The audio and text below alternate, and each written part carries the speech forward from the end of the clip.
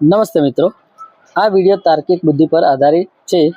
જો કોઈને ખોટું લાગે તો એની માટે આ વાત કે આજે સોમવાર છે, સોમવારની આગળ જે રવિવાર હતો એ વીતી ગયો છે, એને કોઈ પાછું લાવી શકશે નહીં। ઓકે, ભગવાન વિશે વાત કરું।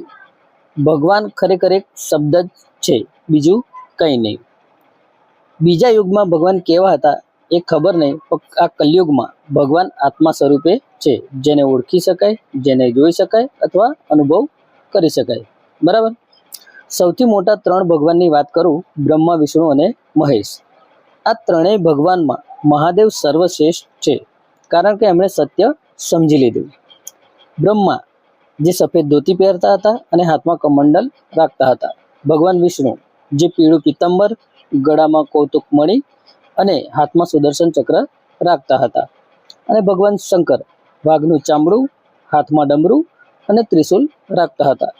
ભગવાન શંકરને ખબર પડી ગઈ કે મર્યા પછી મરનારની દરેક વસ્તુ લોકો લઈ લેશે, એટલે એમણે વાઘનું ચામડું પહેર્યું, જે કોઈ નહીં લે, અને લઈને કરશે શું, એટલા માટે એમણે વાઘનું ચામડાનો પસંદ કર્યું પહેરવાનું।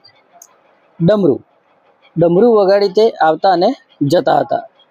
ડમરાનો અવાજ સાંભળી એટલે કોઈ પણ પ્રાણી હોય એ પ્રાણીને એ સતર્ક કરતા હતા, કારણ કે આ ધરતી પર કોઈ એવું પ્રાણી બન્યું જ નથી જેની અંદર હાડકાં હોય અને એ ફફડી ના જાય, મતલબ ના ગભરાય, કોઈ ગભરાય ના જાય એટલા માટે ડમરું વગાડીએ દરેક પ્રાણીને સતર્ક કરતા હતા। ત્રિશૂલ એટલા માટે રાખતા હતા કે એમની પાસે કોઈ વિલાય ન હતો અને કોઈ 2 BHK પણ એમની પાસે ન હતું। એ બરફમાં રહેતા હતા અને જંગલમાં રહેતા હતા। હવે પેલું જે સફેદ રીંછ હોય તેને થોડી ખબર કે આ મહાદેવ છે, સમજી ગયા તમે? એટલા માટે ત્રિશૂલ રાખતા હતા।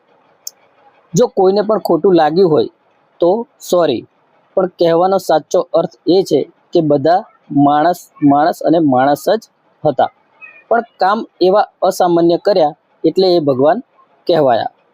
હવે એક નાની કોમેડી કરીએ। માની લો કે બ્રહ્માની શબયાત્રા જતી હોય અને શમશાન પહોંચી જાય। શમશાન પહોંચ્યા પછી જ્યારે એ શબને નીચે ઉતારે તો એ શમશાન યાત્રામાં કોઈક તો એવો હશે જ જે વિચારશે અથવા તો કહી દેશે કે આ કમંડળ મને આપી દો, મારે કંઈક ને કંઈક દોવા કામમાં આવી જશે। અખંડ ભારતીય તાર્કિક બુદ્ધિ કે સંગ, સંપૂર્ણ સત્ય। જય ભારત।